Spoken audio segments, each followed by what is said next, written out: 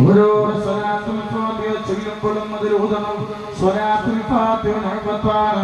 മഹാന്മാരായ ആളുകൾ മഹത്വങ്ങൾ പറയുന്നുണ്ട്. സ്വലാത്തുൽ ഫാത്തിഹയുടെ മഹത്വം നീ മനസ്സിലാക്കിയാൽ ഉറങ്ങാതെ ഭക്ഷണം കഴിക്കാതെ ആ സമയം കൂടെ സ്വലാത്തുൽ ഫാത്തിഹ ചൊല്ലുമായിരുന്നു. അത്രക്കും വലിയ പ്രതിഫലമാണ് സ്വലാത്തുൽ ഫാത്തിഹ. എല്ലാ രോഗത്തിനും മരുന്നാണ്, എല്ലാ പ്രയാസങ്ങൾക്കും ഒരു മരുന്നാണ്.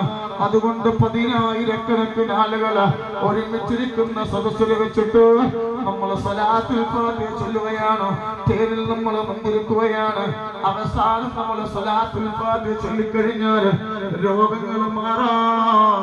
നമ്മൾ നിയ്യത്ത് വെച്ചിട്ട് 1-2 ടീസ്പൂൺ നമ്മൾ കഴിക്കണം. അല്ലാഹുവേ, അത് കഴിക്കുന്നതോടുകൂടെ എത്ര വലിയ മാരകമായ രോഗങ്ങളുണ്ടോ നീ ശിഫ നൽകണം അല്ലാഹ്. ആമീൻ. ഇൻഷാ അല്ലാഹ് തേൻ ഇവിടെ കിട്ടാത്തവരുണ്ടോ?